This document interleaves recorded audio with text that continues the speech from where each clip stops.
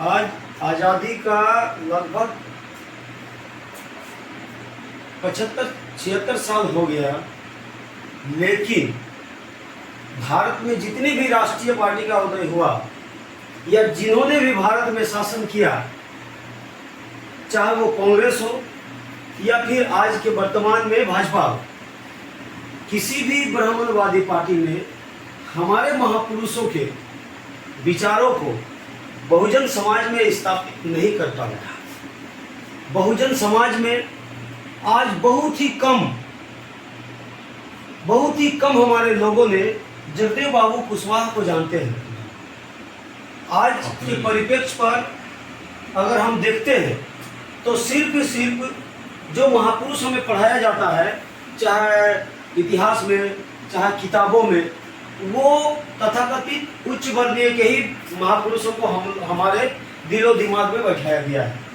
लेकिन इससे परे अगर देखते हैं, मूल निवासी बहुजन समाज के महापुरुषों का जीवनी या उनकी कथा अगर हम लोग सुनते हैं तो रूह कांप जाती है।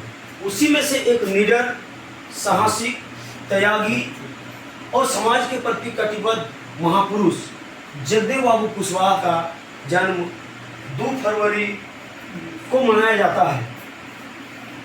लेकिन आज के दिन 5 सितंबर को जगदेव बाबू कुशवाहा का शहादत दिवस है।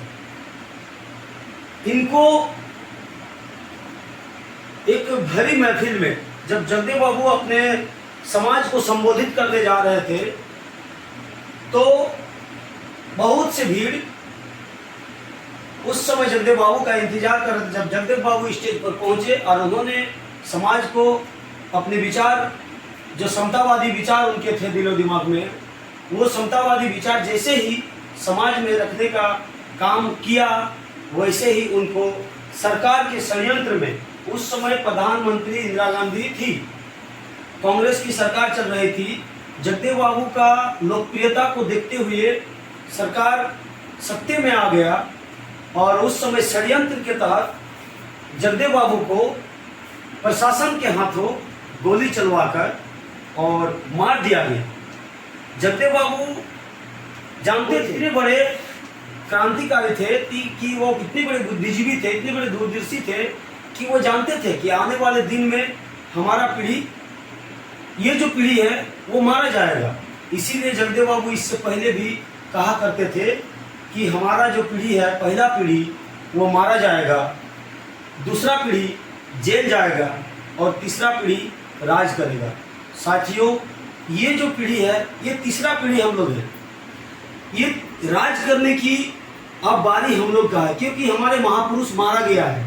उदाहरण में आपके सामने आज उनका शहादत दिवस मना रहे हैं। जगदेव बाबू भी खुद मारा गए हैं, उनको मार दिया गया।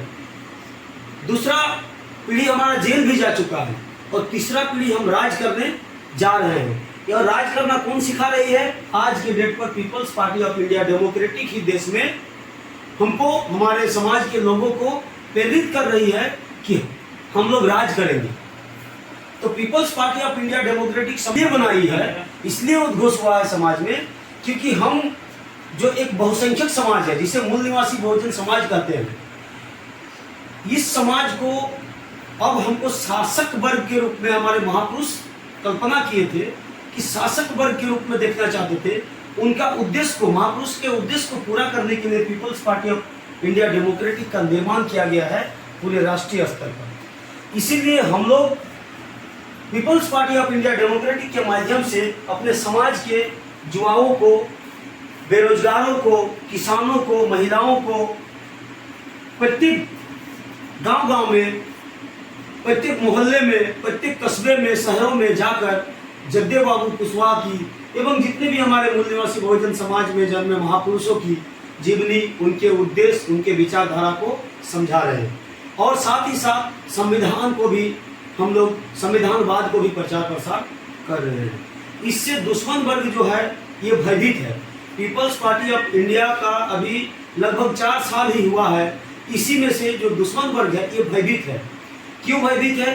क्योंकि People's Party of India Democratic का जो विचारधारा है वो हमारे महान महापुरुषों का विचारधारा है, और इस विचारधारा से उनका डर है कि कहीं ये विचारधारा अगर सभी समाज में प्रसारित हो गया तो आने वाला दिन में हमको देश की जो कुर्सी है वो हमसे छीनी जाएगी। और इनका डर है, इसीलिए समाज में जाति आधारित संगठन बना के, छोटे छोटे जातियों को जाति के संगठन बना के उनको जातियों तक सीमित रखना चाह रहे हैं। जैसे हर एक स्टेट में उनका यही खेल चल रहा है। इसको हम लोग इस जाति के चुंगल से हटाकर अपने समाज को मूल निवासी समाज बनाना है। मूल निवासी पहचान के तहत हम सबको एक करना है, तभी जाकर जगदेव बाबू कुशवाहा का विचारधारा या फिर हमारे सभी बहुजन महापुरुषों का विचारधारा व्यापक तरीके से हम समाज में स्थापित कर सकते हैं और हम अपने उद्देश्य को पूरा कर सकते हैं। साथियों, यही जगदेव बाबू था जिन्होंने 10 और 90 का कॉन्सेप्ट हमको समझाया है। जगदेव बाबू ने ही कहा था कि धन 100 में 90 शोषित है, शोषितों ने ललकारा है, धन धरती राजपाट पर 90 भाग हमारा है। 10 का शासन 90 पर नहीं चलेगा, नहीं चलेगा। राज वोट हमारा और राज तुम्हारा नहीं चलेगा, नहीं चलेगा।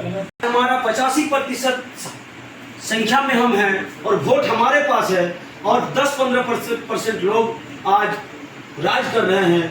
इसी को हम बदलाव चाहते हैं, परिवर्तन चाहती है People's Party of India Democratic. इसीलिए आज चंदन कियारी क्षेत्र में आप लोगों ने People's Party of India Democratic के विचारधारा को समझे, जगदेव बाबू कुशवाहा के विचारधारा को समझे। इसलिए आप सभी प्रखंड के क्रांतिकारी नवयुवकों को, सदस्यों को मेरी ओर से, पार्टी की ओर से बहुत बहुत आभार व्यक्त करता हूँ। आप सभी को जय भीम, जय मूल निवासी, जय भारत, जय संविधान।